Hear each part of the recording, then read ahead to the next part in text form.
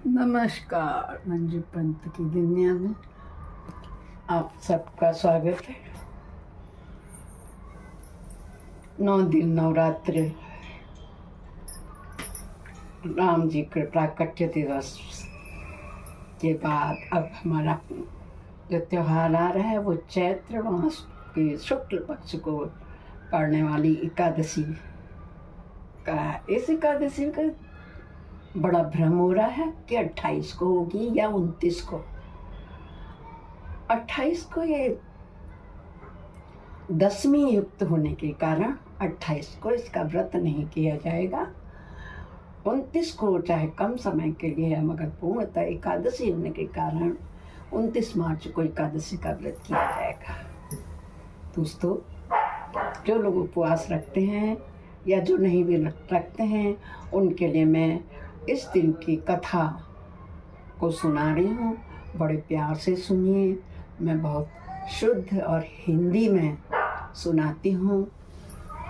व्रत करने से ज़्यादा श्रद्धा भाव से कथा को सुनने मात्र से भी इंसान पिशाच योनियों से, बड़े बड़े कष्टों से पार उतर जाता है। विष्णु जी से जब पूछा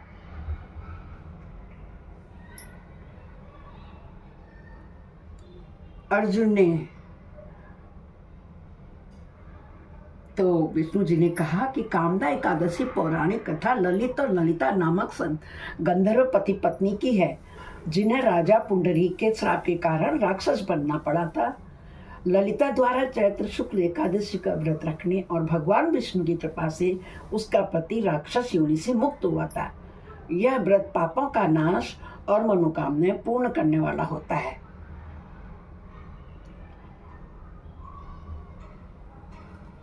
पिछले साल भी मैंने आप लोगों को एक कहानी सुनाई थी, मेरा वीडियो पड़ा होगा, आप देख सकते हैं। इस बार की कथा में क्या अंतर है देख लीजिए। कि प्राचीन काल में रतनपुर नामक नगर में पुंडरीक नाम का एक अत्याचारी राजा रहता था। उसी के राज्य में ललित और ललिता नाम के गंधर्व पति पत्नी रहते थे, जो बहुत सुखी थे। एक दिन राजा के दरबार में गाते समय ललित का ध्यान अपनी पत्नी की ओर चले गया, जिससे उसके स्वर क्या हुए, बिगड़ गए। राजा ने इसे अपना अपमान सोचा और क्रोध में ललित को राक्षस बनने का श्राप दे दिया। अपने पति को भयानक राक्षस बना देखकर ललिता तो बहुत ही दुखी हुई। वह भटकते हुए विंध्याचल पर्वत पर श्रृंगी ऋषि के आश्रम पहुंची और अपने पति के उद्धार के लिए उपाय पूछने लगी। तो उन्होंने बताया। तो ललिता ने सच्चे मन से एकादशी का उपवास किया और द्वादशी के दिन भगवान वासुदेव के सामने कहा कि इस व्रत के पुण्य से मेरे पति का राक्षस भाव दूर हो जाए। श्रृंगी ऋषि ने इसी दिन को चैत्र मास शुक्ल पक्ष की एकादशी का व्रत करने के लिए कहा। तो ललिता के व्रत के प्रभाव से ललित तुरंत राक्षस योनि से मुक्त हो गया और उसे पहले जैसा सुंदर रूप मिल गया। तो दोस्तों, आप लोगों ने देखा कि इस कामदा एकादशी का व्रत करने से बड़े से बड़े पाप, ब्रह्म हत्या का दोष और जो राक्षस योनि, पिशाच योनि में जैसे कष्टों से मुक्ति मिल जाती है। यह व्रत जीवन की सारी मनोकामनाओं को पूर्ण करता है। इसलिए जब भी आप चाहें, इस एकादशी को व्रत को बड़ी श्रद्धा भाव और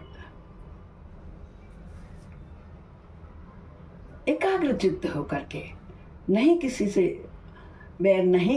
बैर, तुलसा माँ की पूजा करके तुलसी के आगे एक गाना चाहिए, कहानी सुननी चाहिए और तुलसी माँ का गाना गाना चाहिए।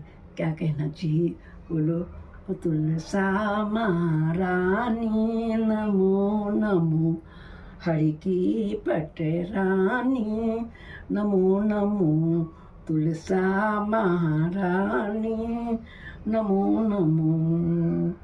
जाके पत्र मंजरी कोमल, जाके पत्र मंजरी कोमल, श्रीपति चरण कमल लिपटाने कमल लिपटाने नमो नमो तुलसा महारानी हरि की पटरानी वृंदा महारानी नमो नमो तुलसा महारानी नमो नमो धन तुलसा पूरन तप की हो धन तुलसा पूरन तप की हो शालिग्राम बनिए पटरानी बनिए पटरानी नमो नमो तुलसा महारानी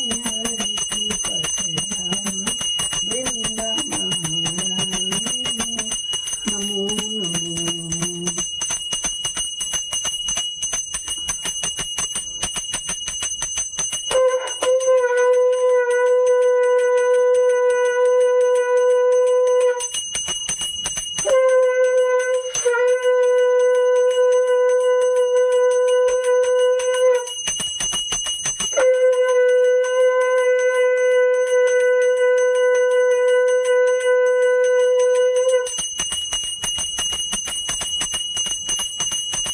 अपराध सहस्राणि क्रियन्ते अनिशमया दासोऽयमिति मामत्वं क्षमस्व परमेश्वर मंत्रहीनं क्रियाहीनं भक्तिहीनं सुरेश्वरे यद्पूजितं मया देवी परिपूर्णं तदस्मि। बोलो भगवान विष्णु की जय होवे।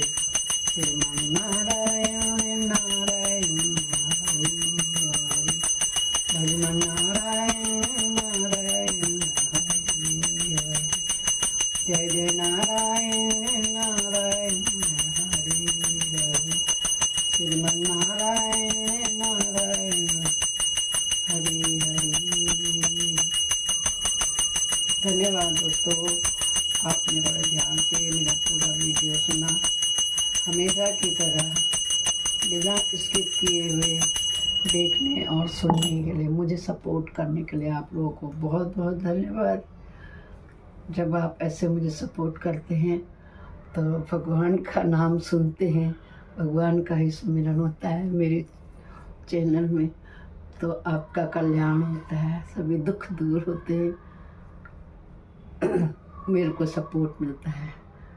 एकादशी के दिन चावल मत खाइएगा, क्रोध लोभ मोह और तामसिक प्रवृत्ति से दूर रहिएगा।